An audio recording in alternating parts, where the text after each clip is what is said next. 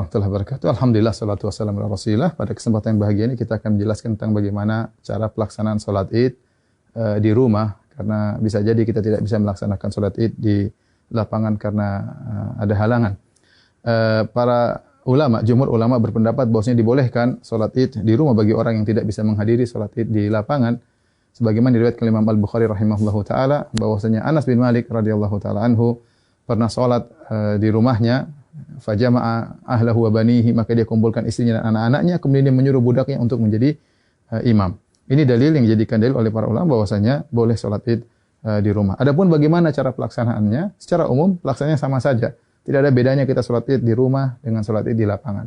Bedanya kalau di rumah kita tidak melaksanakan khutbah, itu saja. Baik, saya ingatkan kembali bagaimana cara pelaksanaan salat Id. Sebelum salat Id kita disunahkan untuk mandi, ya. Yaitu mandi tersebut kita kerjakan setelah terbit fajar agar kita mandi di hari Id, ya. Setelah itu kita disunnahkan juga untuk makan korma dalam jumlah witir, ya, mau 3, mau 5, mau 7, karena itu sunnah Nabi SAW. Kenapa kita dianjurkan makan korma? Untuk menunjukkan bahwasanya hari tersebut adalah hari Al-Fitr. Al-Fitr secara bahasa artinya berbuka. Idul Fitri artinya hari berbuka, artinya kita sudah tidak puasa lagi. Maka kita tunjukkan bahwasanya kita berbuka. Sebagaimana kita berpuasa karena Allah, kita berbuka juga karena Allah, dan Nabi SAW segera menunjukkan berbukanya tersebut. Kalau tidak ada korma, maka sebenarnya Allah mengatakan boleh makan yang manis-manis. Kemudian setelah itu kita salat Id. Adapun salat Id, maka waktunya dimulai dari waktu syuruk, yaitu sekitar 15 menit setelah sunrise, setelah terbit matahari. Dan berakhir kata para ulama sebelum waktu zawal, yaitu sekitar 15 menit atau 10 menit sebelum azan zuhur. Di antara itu kita boleh melaksanakan salat Id. Tapi yang terbaik kita salat Id di awal waktu, di pagi hari. Adapun pelaksanaannya, maka kita bertakbir rakaat pertama 7 kali, rakaat kedua 5 kali takbir.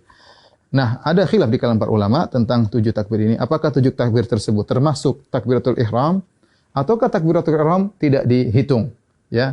Takbiratul ihram tidak dihitung. Ini pendapat Imam Syafi'i rahimahullahu taala dalam kitabnya Al-Um, bahwasanya takbiratul ihram tidak dihitung. Jadi bagaimana caranya? Kita bertakbir dulu, Allahu Akbar. Ini takbiratul ihram. Kemudian kita baca doa istiftah. Setelah kita baca doa istiftah, baru kita bertakbir 7 yang disebut dengan takbirat zawaid, takbir tambahan. Kita takbir Allahu Akbar. Allahu Akbar. Nah, apakah di antara takbir ini ada doa khusus? Tidak ada dalil ya, dari Nabi SAW.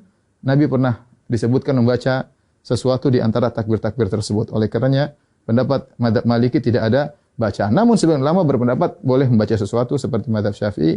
Kita boleh bertakbir, boleh bertahmid, boleh bertahlil di antara takbir-takbir tersebut. Kita ulangi, kita Allahu Akbar, takbiratul ihram, kemudian kita baca doa istiftah, kemudian kita takbir 7 kali. Allahu Akbar 1, Allahu Akbar 2, ya, Allahu Akbar 3. Antara takbir satu dengan yang lainnya kita ada jeda sedikit, apalagi kalau kita jadi imam, agar makmum di belakang bisa mengikuti kita. Kita lanjutkan Allahu Akbar 4, Allahu Akbar 5, Allahu Akbar 6, Allahu Akbar 7. Setelah itu kita ta'awudz, kemudian kita baca Al-Fatihah. Setelah baca Al-Fatihah, kemudian kita baca surat. Nah, surat ini kita bisa baca, disunahkan baca surat Sabbihisma Rabbikal A'la, atau kita baca surat Qaf, ya. Salah satunya sunnah, seandainya seorang baca surat yang lain juga tidak jadi masalah. Setelah kita selesai baca surat, maka kita ruku, Allahu Akbar, ya, seperti biasa. Kemudian kita sholat, sampai kemudian kita pada rakaat, mau naik ke rakaat kedua, tatkala kita sujud, ya, kita sujud, kemudian kita mau bangkit ke rakaat kedua, maka kita bertakbir. Allahu Akbar. Ya. Nah, takbir dari sujud menuju ke rakaat kedua namanya takbir al-intiqal. Yaitu takbir perpindahan dari satu rukun ke rukun berikutnya, dan itu tidak dihitung, tidak dihitung. Nah, rakaat kedua kita bertakbir 5 kali. Takbir tadi enggak dihitung, kemudian kita takbir lagi. Allahu Akbar. 1, Allahu Akbar. 2, Allahu Akbar. 3, Allahu Akbar. 4, Allahu Akbar. 5. Kemudian kita baca Al-Fatihah dengan jahar.